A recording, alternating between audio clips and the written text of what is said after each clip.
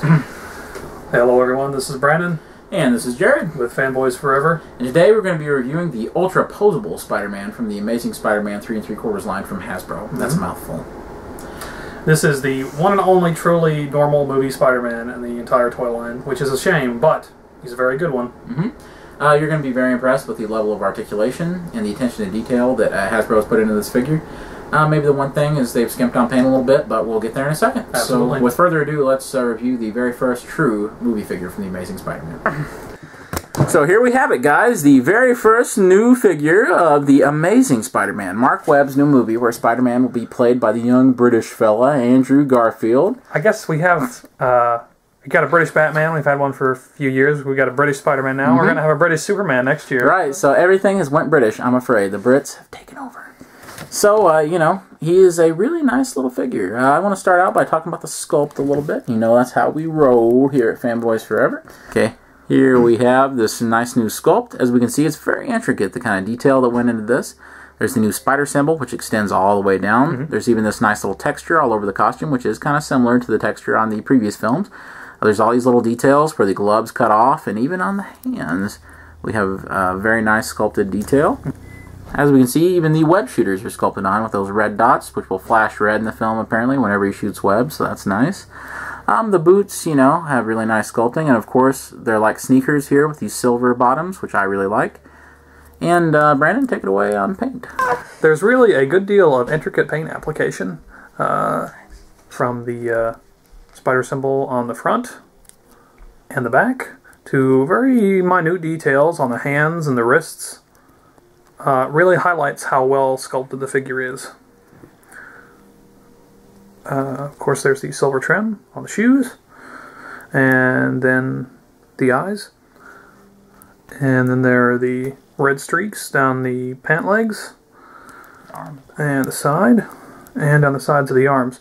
Those are little details, you know, that get lost in translation sometimes, so Hasbro was really paying some very close attention to the detail when they were designing this figure. Unfortunately, paint is one of the only areas where we can detract from the figure.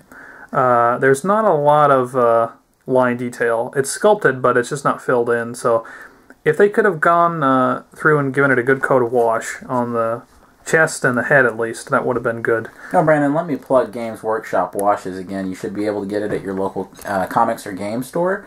Buy you some Games Workshop Bad Dad Black Wash and get in there and fill in those lines. The only reason I haven't done it yet is because I wanted to show you guys an unaltered sample so our review could remain objective, of course. Yes. And that should fix it right up. Yeah. And for as good a representation of the film as it is, it would be much better with those little details. Now, the other part is that the eyes. In the film, the eyes on the suit will be yellow instead of white, as they are traditionally. And that's an element I really like. I think it's... not only is it something different, especially compared to the previous films, but it's just a great design choice. Alright guys, this figure is called Ultra-Poseable Spider-Man, and really, it's no lie, because honestly, it is quite ultra-poseable.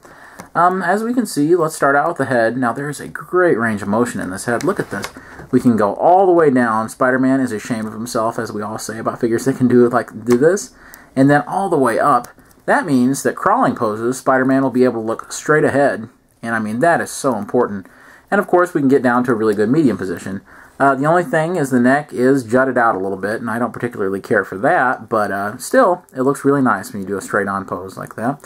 Next, the shoulders go up. They only go this far, so you can't have them do anything too inhuman or crazy like some of the Spider-Man figures, which were maybe a little too uninhibited. And here we have up and down. We have a cut up there at the shoulder.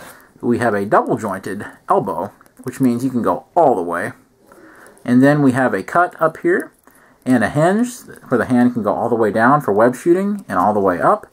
And of course, we have this hinge here, but it doesn't really do enough for me. I would have liked there to have been a traditional hinge here, but instead it can go a little side to side and enough forward and back. It's pretty good range, and it goes more forward than it does back, but I still would have liked to have seen a little bit more, something that would have locked more firmly into place. Now on the sides, we see that we have these ball joints here on the legs. Now, if you notice, there's no hinge here on the outside. That means the only hinge is on the inside. So, when we go to pose him, he can't really go out too much. That's right, this Spider-Man won't be doing splits like a lot of them can. Instead, it goes in very, pretty far and out. And of course, it's useful for this. And if you know, like Brandon said, if you spin it around over here, it will do the splits. But, you know, it not being on both sides and all, that means that, like, your red detail will be lost here on the hinge. And if you flip them around, he can't really stand straight up either. Right. So he'll be standing bow-legged if you flip them. So it is an easy fix, but however, you have to worry about this red detail unlike previous Spider-Man figures where it wouldn't have mattered. And so here we have a double jointed knee, and you can get all sorts of great range out of that. You can see all the way up, all the way down. And of course, we have the awesome rocker ankles down here that Hasbro has been giving us in spades lately. And it has such great range. I mean, look at that. And all the way down like this, and all the way. He can perform ballet. Yes, he can.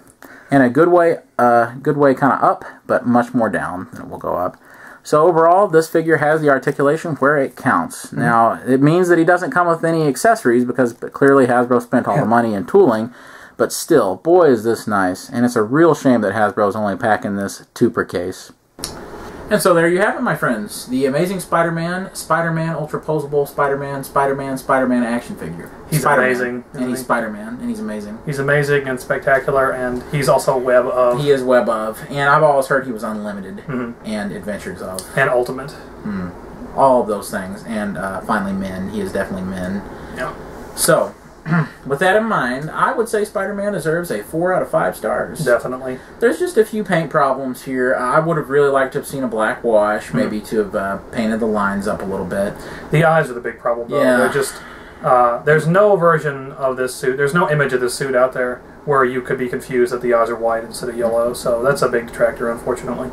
Other than that, though, this figure is so poseable, and the sculpting is so good, you cannot go wrong buying this figure. If you see it, they're only about 2 per case right now, and there's a lot more of the crappy little Spider-Man variants out there. Or are they crappy? We'll have to buy them and review them. Definitely. We don't want to make any we don't want to jip any snap judgments like we've done in the past, but so that will come in the future. With that in mind, guys, good luck. Happy toy hunting. We really Brandon. appreciate you. Thank you. Subscribe to us, guys. Fanboys Forever signing out. God bless you, viewers. God bless you. So, good luck, guys, and I hope you all can do something funny or think of, oh, that's funny, yo!